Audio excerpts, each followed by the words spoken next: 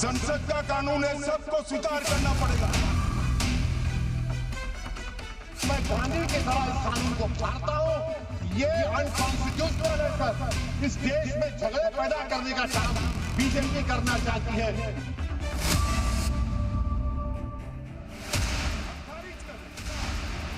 वक्फ amendment act सदर जमहूरिया से मंजूरी के बाद अब कानून की शक्ल ले चुका है। मरकजी हुकूमत का दावा है कि इस कानून के जरिए वो शफाफियत को यकीनी बनाएगी, वक्फ जायदाद की लूट रोकी जाएगी और इंतजामी जवाबदेही भी तय होगी। हालांकि अपोजिशन पार्टियों और दर्जनों मुस्लिम तंजीमों का इल्जाम है कि बिल उनकी नजर में अक़लियतों के हुकूक में दखल का मामला है। ऐसा क्यों है कि मरकजी हुकूमत मुसलमानों के लिए जो भी बिल लेकर आती है, ये समाज उसकी जमकर मुखालफत करता है। हुकूमत पर मुसलमानों को टारगेट करने का इल्जाम लगाते हैं। इसीलिए आज आपको तफसील से जानना जरूरी है। सबसे पहले बात 3 तलाक। 30 जुलाई 2019 को बीजेपी हुकूमत ने मुस्लिम खवातीन शादी के हकूक का तहफ़्फ़ुज़ एक्ट 2019 पास किया, जिसमें 3 तलाक को जुर्म करार दे दिया गया। जब बीजेपी मुस्लिम समाज के लिए लाए गए इस कानून को रिफॉर्म और खवातीन गरीबों को हक देने वाला कानून बता रही थी, उसी दरमियान मुल्क के मुस्लिम इसे शरीयत में दखल देने का इल्जाम लगा रही थी। CAA हिंदुस्तान में सिटीजन अमेंडमेंट एक्ट, जिसे 12 दिसंबर 2019 को कानून बनाया गया। इसमें मुसलमानों के अलावा हिंदू, क्रिश्चियन, सिख, जैन, बौद्ध, फारसी को पाकिस्तान, बांग्लादेश और अफगानिस्तान से आने पर हिंदुस्तान की शहरियत दी जाएगी। इस कानून के खिलाफ दिल्ली के शाहीन बाग से शुरू हुआ एहतजाज हिंदुस्तान के कई शहरों तक पहुंच गया था, जो बाद में दिल्ली में दंगों की शक्ल में बदल गया। आर्टिकल 370। 5 अगस्त 2019 को मरकजी हुकूमत ने जम्मू कश्मीर से आर्टिकल 370 को ये कहते हुए खत्म कर दिया था कि कश्मीर में दहशतगर्दी को बढ़ावा दे रहा है और रियासत के लोगों को मुल्क की मेन स्ट्रीम से जोड़ने में मुश्किल आ रही थी। आर्टिकल 370 से जम्मू कश्मीर को स्पेशल स्टेटस का दर्जा हासिल था, जिसकी बुनियाद पर कई सहूलतें मिली हुई थी। राम मंदिर। अयोध्या में राम मंदिर का मिशन पूरा करके बीजेपी को हिंदू मिशन पर चलने की राह को और मजबूती मिली।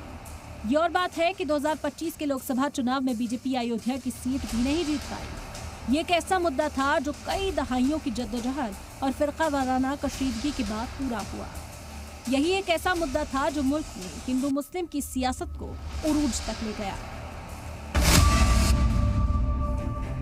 अब वक्फ कानून। बीजेपी के मुताबिक इससे किसी की मजहबी आज़ादी में कोई दखल नहीं होगा।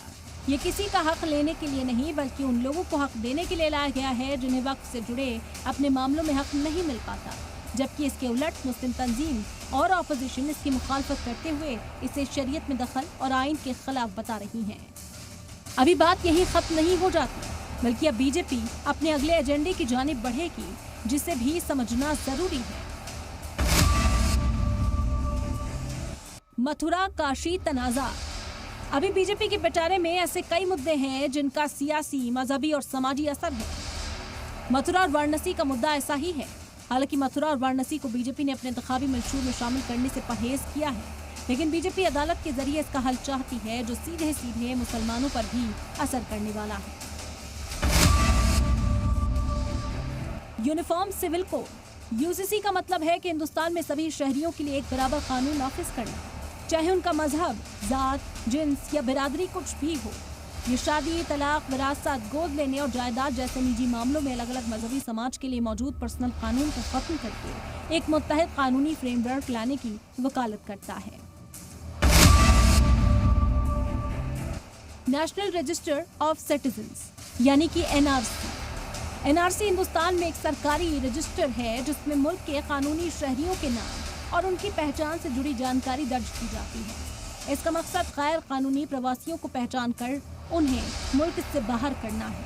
2020 में जब मुल्क में CAA की मुखालफत हो रही थी, तो कई तंजीमों ने खदशा जताया था कि NRC भी नाफिज किया जा सकता है और इससे कई मुसलमानों को परेशान किया जा सकता है।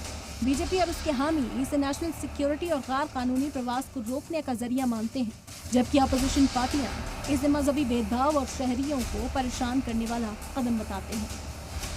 ऐसे में बड़ा सवाल यह है कि क्या बीजेपी के इस तरह के तमाम कानून या एजेंडे वास्तव में एक सुधार का कदम है या फिर मुसलमानों को निशाने में रखकर उठाया गया कोई कदम है।